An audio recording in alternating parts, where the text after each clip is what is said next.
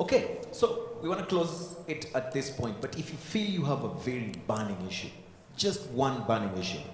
Yeah. This is a copy by, if you can have the camera, this is done by FOL. If you show this to a young person, a young woman like me, and say go into agriculture, they're going to go into it? Definitely not. I told the World Bank the same thing. If you want to make agriculture attractive, if you want to make it sexy, start by publishing it. Get a young person who's attractive, put them on this picture. I said this in Harare last year to say, can we try to make agriculture sexy?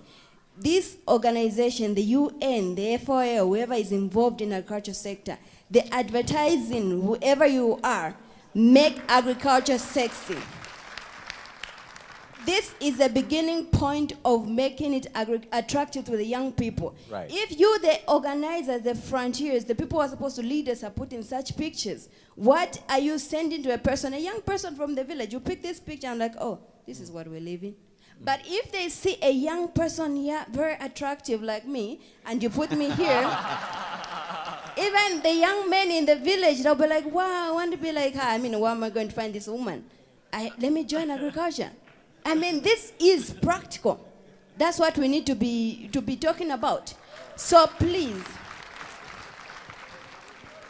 my request is that next time we're going to have such a conference, whatever is coming up, you can look for me on Facebook, Tamara Happy Face Kaunda. Put my picture there and say she's a farmer. Yeah, and a medical doctor, yeah? Well, most people, they like to see me, oh, don't look at like she's farming, she's a doctor. No, I want to be called a farmer. Right. Because the problem we have in Africa is hunger. We don't need drugs. I work in a hospital, and I can guarantee you 80% of the diseases, why we're losing young people is because of poverty. So why then can't we give them the nutrition they need instead of the drugs? That's my switching from medicine to agriculture. So that's what we should be looking at. Another thing, she's from Singapore, I'm from Zambia. The borrowing rate in Zambia is about 35% to 40%. You can say, yes, I don't have, I don't want to go to the bank or whatever. No, I've tried going there. But why should I to make such a suicidal decision to go and borrow at a 40% rate? It's impossible.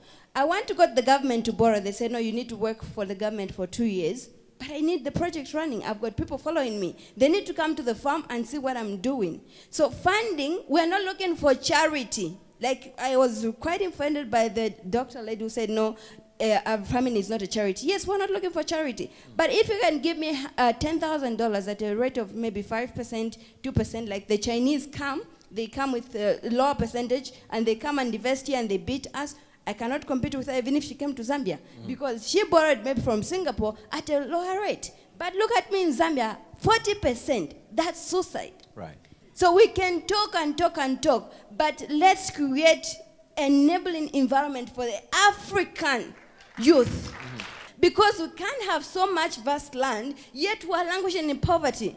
Netherlands cannot export to Africa if they don't feed their own people. Yes, I'm happy the young people are exporting, but why are we leaving our people? Why are they dying? African graves are the richest because we've lost so many young people to poverty and hunger. So we need to really critically look at agriculture as the oxygen for economical in Africa.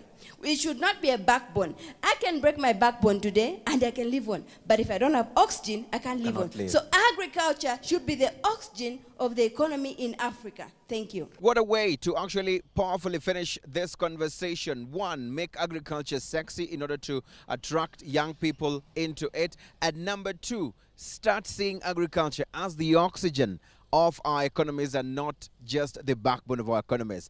From our teams right here, we want to say thank you for watching this CNBC Africa special.